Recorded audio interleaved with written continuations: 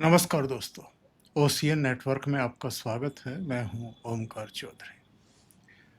देखिए, जब हम प्रिंट मीडिया में काम करते थे और अकेले मेरा ही अनुभव करीब 5-6 अखबारों का है, जिनमें से 3 में तो एज एडिटर था। उस समय हमने ये महसूस किया था कि प्रिंट मीडिया को वो पेड न्यूज़ के ज़रिए एक तरीके से भ्रष्ट करने का काम ख़ास तौर से जो राजनीतिक जमात है उसने किया और बड़े तरीके से किया। फिर ये इलेक्ट्रॉनिक मीडिया का ज़माना आया, उसमें भी स्लॉट खरीदे जाने लगे कि हमारे नेता की जनसभा है या प्रेस कॉन्फ्रेंस है, आपको आबाद गति से उसको आधा घंटा दिखाना है या पौना घंटा दिखाना है और जो आपका इतना स्पेस है, इसका पैसा पार्टी से मिलेगा या किसी से कहलवा करके वो दे दिया गया। फिर ये सोशल मीडिया का ज़माना आया। अब सोशल मीडिया पर भी जितने धंधेबाज हैं, अच्छे भी हैं और कुछ ऐसे भी आ गए हैं जिनको केवल और केवल धंधा करना है, तो उनको भी खरीदा जा रहा है और उनको ऑफ़र किया जाता है कि फला नेता का वो इवेंट है, उसके आप 2-3 वीडियो बनाइए, मतलब उसकी शान में कसीदे पढ़ते हुए ज़रा वीडियो बनाइए, इतने-इतने मिनट के कंटेंट भी हम ही उपलब्ध करा देंगे, बस आपका चेहरा और आपकी वाणी चाहिए, आपका प्लेटफ़ॉर्म चाहिए। ये कितनी खतरनाक सिचुएशन आ गई है और जहाँ तक चौथे स्तंभ का सवाल है, उसकी जो साख रही है, उसी की वजह से लोग उस पर भरोसा करते रहे हैं।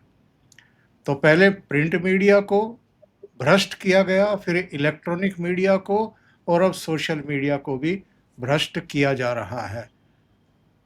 तो आज मेरे साथ इस खास विषय पर चर्चा करने के लिए खास ही व्यक्ति जुड़ रहे हैं, भाऊ तोरसेकर साहब। तो उन्हीं से चर्चा को आगे बढ़ाएंगे। भाऊ प्रणाम, बहुत अभिनंदन। नमस्कार। नमस्कार। भाऊ, एक-एक करके मीडिया के जितने रूप स्वरूप सामने आते हैं और चलते हैं, लोग उन पर भरोसा करना शुरू करते हैं, तो उनको बहुत नियोजित तरीके से भ्रष्ट किया जाता है। मैं नहीं मानता भ्रष्ट किया जाता है। मैं मानता हूँ कि जो बिकने वाले वो बिक जाएंगे ना। जो बिकने के लिए देखो, एक बात होती है कि आप हमारे यहाँ ये बोला द्रोणाचार्य है, कृपाचार्य है, या बहुत सारे नाम हमने पुराने सुने गुरुओं के। तो उनके घर बच्चे जाकर बच्चे जैसे रहते थे, फैमिली जैसे रहते थे। तो वहाँ फीस नहीं थी। अब तो जब एजुकेशन एक बिजनेस बन गया, तो ये सब होता है ना आजकल। यानी टीचर का जो एक अहमियत होती है, बड़प्पन होता है, वो बच्चा नहीं है। वो अपने पेमेंट के लिए टीचिंग करता है, तो ज्ञानदान नहीं करता, लेकिन वो बोलता है कि मेरा ऑरा वो होना चाहिए कि मैं बहुत ज्ञानी हूँ और मैं ज्ञानदान करता हूँ। तो ऐसे पत्रकारों में भी, मीडिया में भी बहुत सारे लोग हैं। एक समय था कि संपादक हो, पत्रकार हो, उनको एक इज्जत मिलती थी, क्योंकि वो समाज की बुद्धि माने जाते थे। आज वो बचा नहीं है। देखो, जब किसी भी अखबार को कमर्शियल एड की जरूरत होती है, एक बात सीधी आप मुझे बोल दीजिए कि एक पेपर हम देखे, हम अखबार से आए हुए, फिर ये सब आगे नई नई सुविधाएं खड़ी हो गई। जब आपका पेपर बनता है, उसकी कीमत है 5 रुपए, प्रोडक्शन कॉस्ट है, और वो 2 रुपए में बेचना है, तो 3 रुपया कहाँ से लाओगे?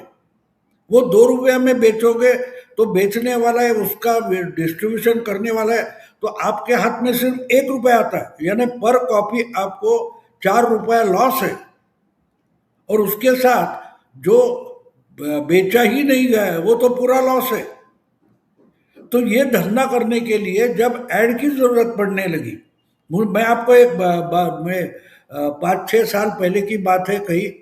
हमारे महाराष्ट्र में जो पत्रकार दिन का त्यौहार होता है, समारोह होता है, मुझे बुलाया गया था। तो मैं कभी पत्रकार संगठन का मेंबर नहीं रहा। तो मैंने बोला आपको मालूम होना चाहिए मैं बड़ी फटी मुंह से बात करता हूँ, सुनने की तैयारी रखो वरना मुझे मत बुलाओ। नहीं बोले हमने गाली खाने की तैयारी रखी है। तो मैं गया, मैंने बोला कि आप दर्पण नाम का पहला मराठी पेपर शुरू हो गया, उस दिन को आप पत्रकार दिन मानते हो। तो मुझे यहाँ बैठे हुए सारे पत्रकारों से मेरा एक सिंपल सवाल है कि जो बाल शास्त्री जांभेकर ने पहली जो नियतकालिक शुरू किया दर्पण, उसकी कीमत क्या थी आपको पता है?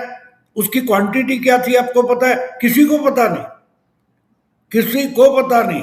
देखो 1832 में ये पहला पेपर जो मराठी में शुरू हुआ उसकी 300 कॉपियां छपवाई गई थी और अगले 6 महीने वो बेच रहे थे बेचारे, और उसकी कीमत 1 रुपया थी। जानते हो 1 रुपए की कीमत उस वक्त क्या होती थी? नया नया ब्रिटिश राज शुरू हुआ था, पढ़े लिखे लोग कहीं ना कहीं क्लार्क वगैरह की नौकरी ढूंढ रहे थे, महीने का 2 या 2.5 रुपया पगार होता था, और ऐसे वक्त एक आदमी पेपर शुरू करता है और उसकी कीमत 1 रुपया रखता है। मतलब 15-20 दिन का जो वेतन है उतने में। तो मैंने बोला एक बोलो कि क्या वो पागल थे? और ये बात बोल रहा हूं मैं, ये शायद 2015-12 की कभी की है। मैंने उस वक्त वो 1 रुपया बेचना चाहता था क्योंकि उनको मालूम था मैं कीमती चीज का प्रोडक्शन कर रहा हूं, इसको लोग 1 रुपया देंगे क्योंकि ये संभल कर रखने वाली चीज है, ना कि रत्ती में बेचने वाली। तो जब से इश्तिहार या एडवर्टाइज की जरूरत पड़ने लगी अखबार को, तब से आप बेचे गए, आप बिक गए। हाँ, लेकिन थोड़ी बहुत शर्म होती है ना। कोई भी वेश्या भी होगी तो चौराहे पर ग्राहक पकड़े हुए वही शरीर संबंध नहीं शुरू करती ना, कहीं छुपकर जाकर करती है। तो ये तो पहले से हो रहा था, अभी नंगे रास्ते पर होने लगे। हमने जंतर मंतर पर गालियां वगैरह देखी तो हमको अजीब लगा, अजीब नहीं है, हम नंगे हो चुके। एक मुझे याद आता है जब ये नए नए चैनल शुरू हो गए थे और जी टीवी 4 घंटे के लिए होता था, 99 वगैरह 98 की बात होगी। तो उसमें मुझे ये एक याद है कि एक कोई बहुत बूढ़े पत्रकार आए थे हिंदी के, उनकी एक बात मेरे दिमाग में रही। उन्होंने कहा था देखो अब ये बहुत सारे चैनल शुरू हो जाएंगे, जगह जगह पर हर एक के हाथ में कैमरे आ जाएंगे, तो अब हम सब नंगे हो गए, अब हमारी कोई इज्जत नहीं बची। वो बात मुझे याद आती है। आज हम देख रहे हैं ना, वो उनकी भविष्यवाणी है, कम से कम 30 साल 28 साल पुरानी, उस पत्रकार की मुझे नाम उनका याद नहीं, लेकिन कितना सही कहा था। आपके हर चीज में कैमरा घुसेगा और बेशर्मी की हद हो जाएगी, तो हो गई है। तो जब बेचने वाला होता है तब खरीदने वाला होता है, खरीदने वाला है तो बेचने वाला भी है ना। तो या तो खरीदने वाला गुनहगार है तो बेचने वाला भी गुनहगार हो जाता है। तो ये जो कोई है कि मार्केटिंग कंपनियां बनी है उनके लिए, वो तो डायरेक्टली कांग्रेस हो या बीजेपी हो या और कोई पार्टी हो, उसको किसी इन्फ्लुएंसर या यूट्यूबर के पास जाना नहीं पड़ता, वो काम कंपनियां कर देती है। अब ये झूठे मूठे आपको लाइक्स चाहिए तो वो कंपनियां कर देती है, वो सब सर्विस प्रोवाइडर बने। तो इसलिए मैं ये नहीं मानता कि गड़बड़ हो गई है। हम जैसे लोग आज भी है, हमने तो 2 साल पहले एक वीडियो किया था आपने और मैंने मिलकर कि भाई मेनस्ट्रीम मीडिया से भरोसा उड़ गया है, इसलिए लोग social media platform, digital platform या यूट्यूब के पास आ रहे हैं।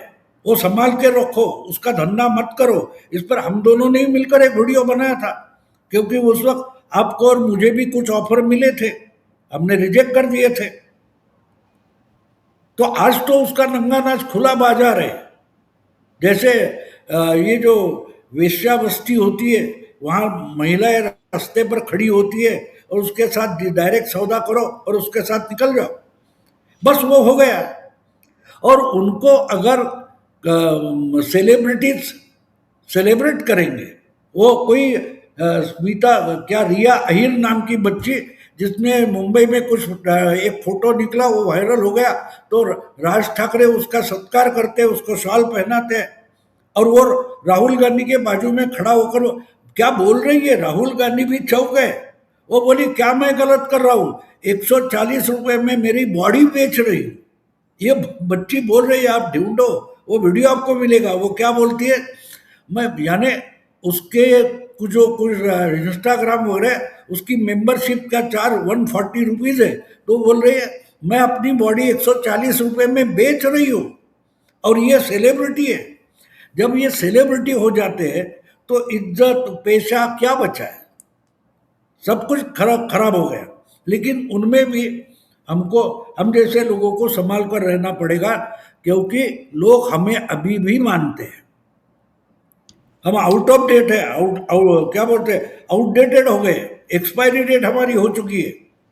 लेकिन आज भी कुछ सुनने वाले हैं। उसका कारण है कि भाई ये भरोसे का इंसान है, ये भरोसे का इंसान मानते, तो हमको वो समझना पड़ेगा।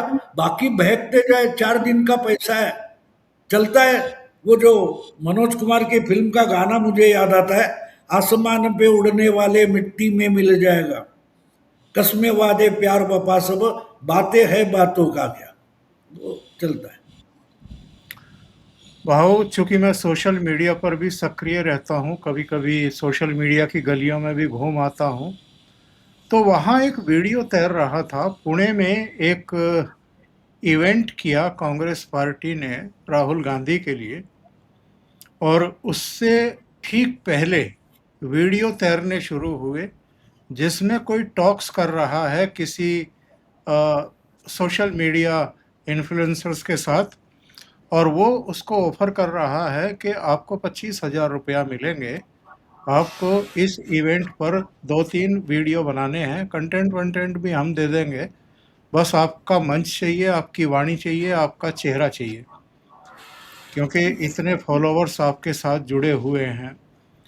तो ये जो धंधेबाजी शुरू हुई है, क्या ये रोग हर पार्टी को लग गया है, या जिनको वाकई लोग सुनना नहीं आते हैं सुनने के लिए, वो इवेंट मैनेजमेंट कंपनियों के जरिए भीड़ जुटाते हैं, और फिर इस तरह के जो जिनको कहते हैं कि भाई समाज में जिनके वीडियो देखे जाते हैं, ऐसे लोगों को टोहते हैं, उनको वित्त पोषित करते हैं, उनसे एक हवा बनाने की कोशिश कर रहे हैं।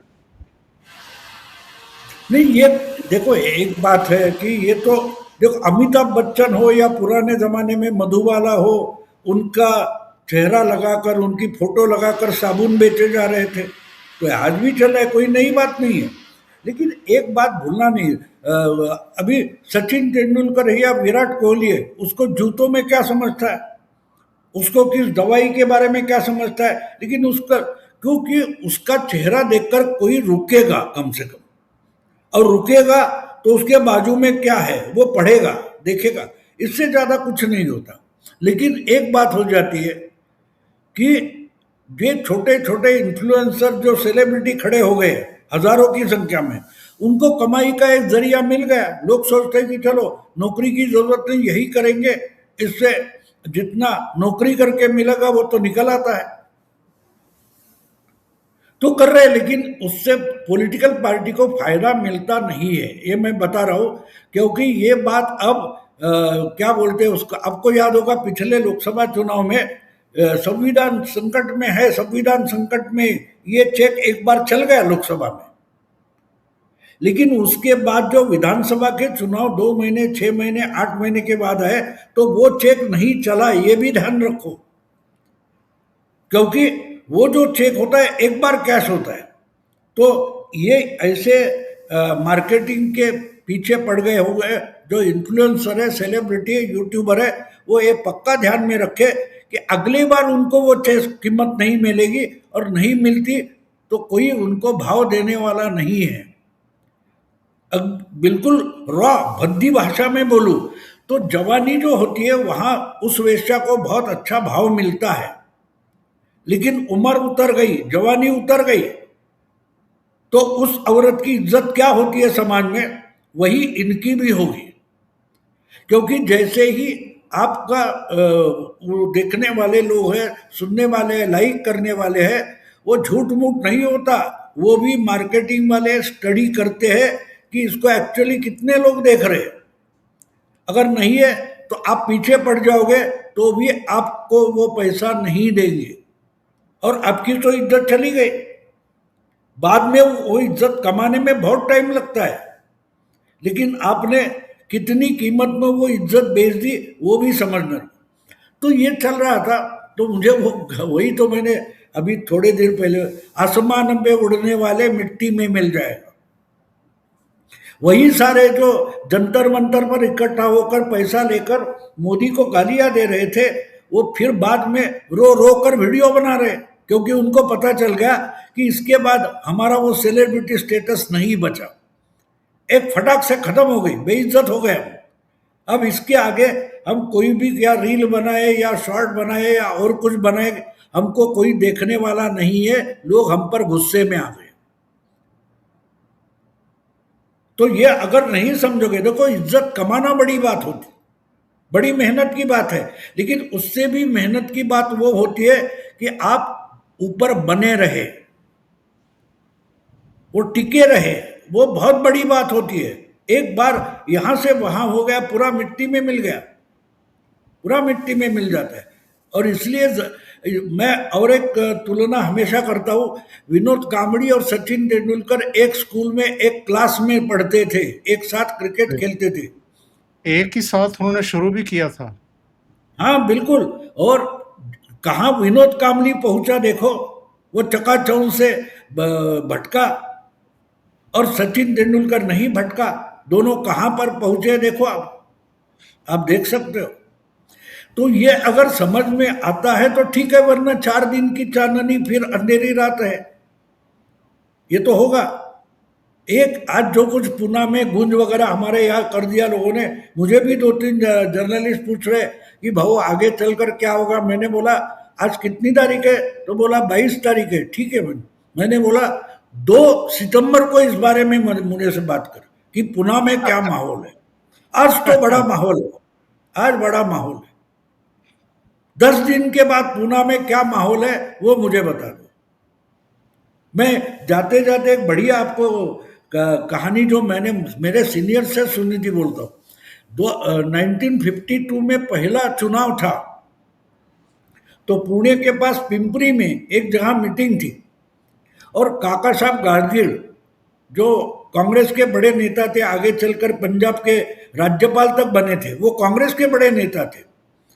तो उनकी वो प्रचार के लिए आए थे, लेकिन उसके एक दिन पहले उनका ही बेटा विठ्ठलराव गाडगिल वही प्रचार को गया था, लेकिन वो अलग पार्टी से प्रजा समाजवादी पार्टी का नेता बनकर गए थे। तो जोर शोर से उन्होंने कांग्रेस के खिलाफ भाषण किया था विठ्ठलराव गाडगिल ने। दूसरे दिन उसी जगह उसी गांव में उनके पिताजी कांग्रेस के नेता बनकर आए थे। तो विठ्ठलराव काका साहब गाडगिल का जो एक वक्तव्य है वो समझना जरूरी है। उन्होंने बोला कल भी यहाँ गाडगिल आए थे, आज भी गाडगिल आए, कल भी यहाँ प्रचार सभा थी, आज भी प्रचार सभा है। फर्क इतना ही है का कल उत्साह आया था, आज विचार आया है। तो विचार बने रहता है, उत्साह आवेश निकल जाता है। तो कल आवेश था, आज विचार है। तो 22 अगस्त को जो कुछ पुणे में गूंज वगैरह हुई, वो गूंज निकल गई, अभी निकल गई। गूंज का मतलब क्या होता है? क्षणिक आवाज होती है गूंज का मतलब। जो गूंज गूंज गूंज बोल रहे हैं ना, वो गूंज क्या होती है मुझे बोलो ना। ये जिनको समझ में नहीं आता वो डिस्कस करे, कोई बात नहीं। 4 दिन वो भी थक जाएंगे, बोलेंगे चलो अब कोई सुनता नहीं तो इस पर बातें करना बंद कर देंगे। तो चलता है। हमने केजरीवाल देखा, हमने जरांगे पाटिल देखा है, हमने अन्ना हजारे देखे, क्या हुआ उसका आगे? मोदी टिका रहा। क्यों टिका रहा? क्योंकि मोदी मतलब सच्चाई है, मोदी मतलब विचार है, मोदी मतलब एक भूमिका है, एक हवा का झोंका नहीं, बिजली कड़की और गई, फिर आसमान अंधेरे से भरा हुआ है। तो ये चलता रहता है। ये जिंदगी के टप्पे होते हैं जो हमको वहीं से निकलना पड़ता है, वही तो जिंदगी के मोड़ होते हैं। जो समझेंगे वो आखिर तक चलते जाएंगे, नहीं तो बीच में कहीं गड़प हो गए किसको पता नहीं चलेगा।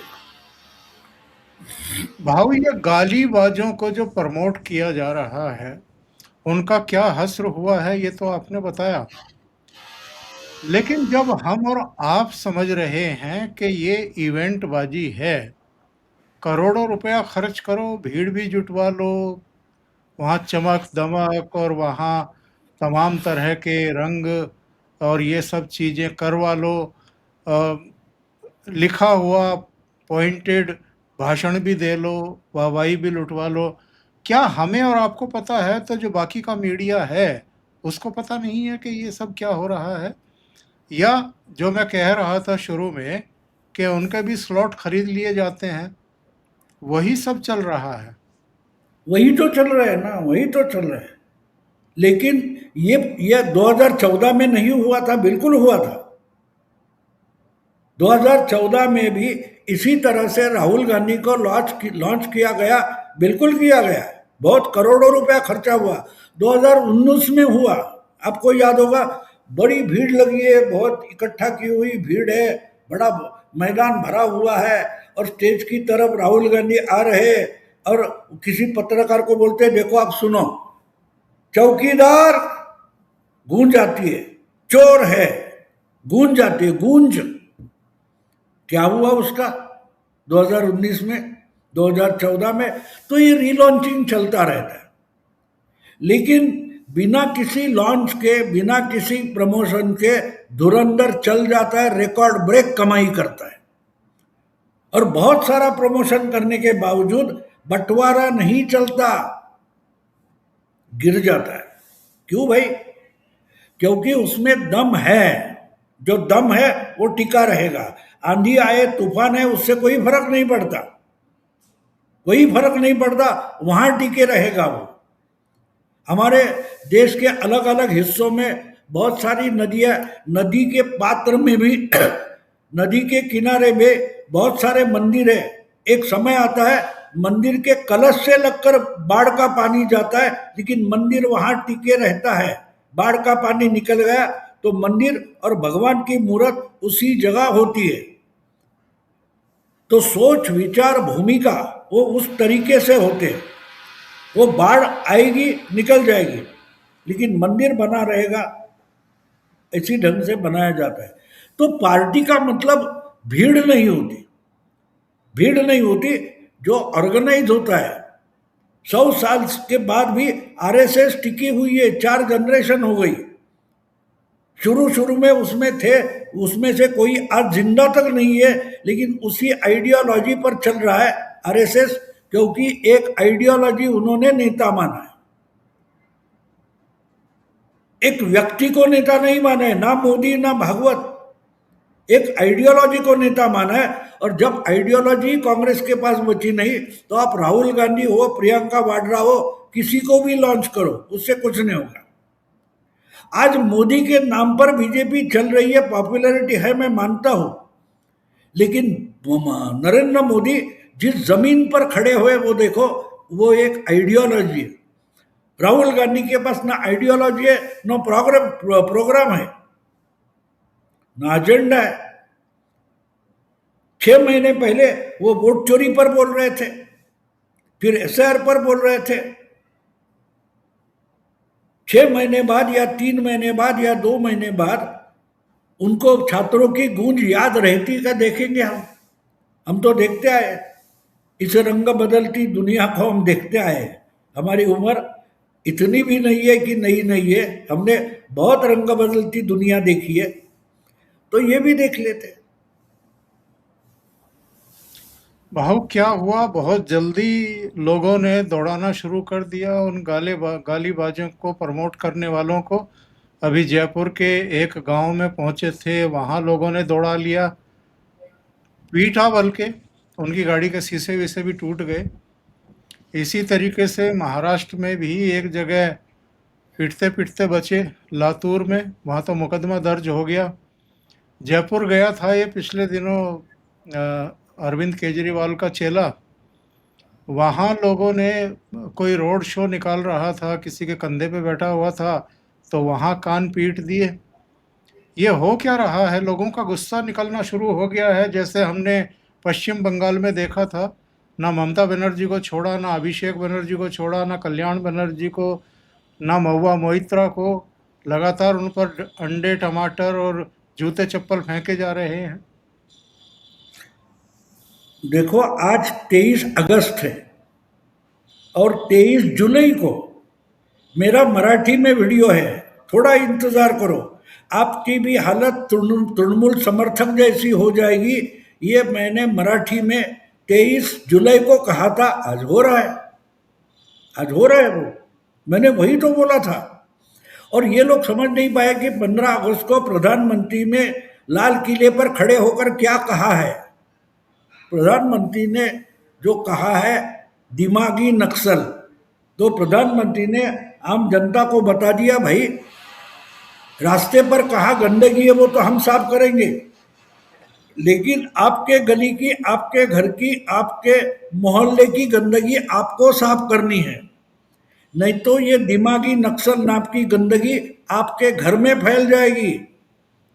तो लोग अपना काम कर रहे, व्यवस्था नहीं कर रही है, कानून व्यवस्था इनका बंदोबस्त नहीं कर रही है, आम जनता कर रही है, ग्रामस्थ कर रहे, मोहल्ले के लोग कर रहे, किसी कॉलोनी के जो रेसिडेंट है वो कर रहे।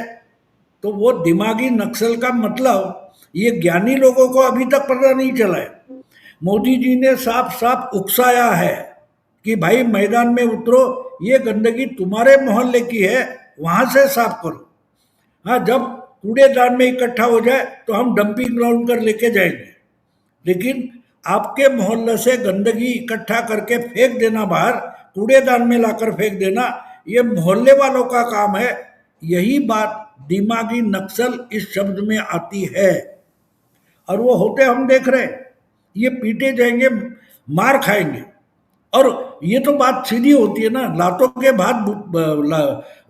के भूत बातों से नहीं मानते। ये तो हमारे पुरखों ने हमें समझाया है। अगर हम भूल गए तो अभी आम जनता वो दिखा रही है। और एक बात होती है, दिखावा 2% 5% होता है, 90% लोग दिखावे से भूलते नहीं है। वो अपने अनुभव से जिंदगी सीखते हैं। किसी किताब से ज्ञानी जो होता है उसके जिंदगी का आधार किताबें होती है, लेकिन आम जनता जो होती है 90-95%, वो किताबों से नहीं चलती, वो अनुभव से चलती है। अगर अनुभव में उनको समझ में आ रहा है ये गलत हो रहा है, बच्चा गलत कर रहा है, तो उसको थप्पड़ लगाएगा। और समाज ही किसी भी पार्टी या लीडर का और संगठन के लिए पिता जैसा होता है, पेरेंट होता है। तो वो लोग थप्पड़ मारकर भगा रहे हैं। अपने गांव के बच्चों को वो ग्रामस्थ दिखा रहे हैं कि ये गंदगी है, दोस्त नहीं हो सकता, ऐसे दोस्त नहीं रखना। धक्के मारकर उसको ग्रामस्थ निकाल रहे हैं, क्योंकि वो अपने बच्चे को ऐसे गंदगी से साफ रखना चाहते, सुरक्षित रखना चाहते।